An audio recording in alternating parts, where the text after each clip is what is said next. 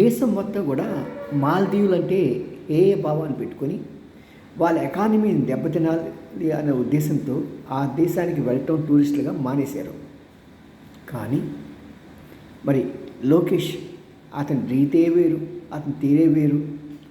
అందరి దారి ఒకటైతే అతని దారి ఉలిపిగట్ట దారి వేరన్నట్టుగా అతను లక్షద్వీపులకు వెళ్లకుండా ఎంచక్కా మాల్దీవ్స్కి వెళ్ళి వాళ్ళ ఎకానమీని డెవలప్ చేయడానికి ఆస్కారం ఇస్తున్నాడు. మరి అతను తెలుసు కదా రాజకీయాలు.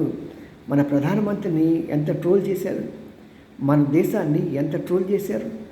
అంతేకాకుండా India go out, India go out అని చెప్పేసి నినాదంతో ఒక పార్టీ గెలిచి మోయిజ్ ఒకరికి వచ్చాడు కదా పిఎంగా. ఇవన్నీ తెలిసిన వ్యక్తి కూడా ఒక శత్రువుకి ఆర్థికంగా బలపరుస్తున్నాడు లోకేష్ అంటే అంతకన్నా సిగ్గుమాల పని ఏమైనా ఉందా?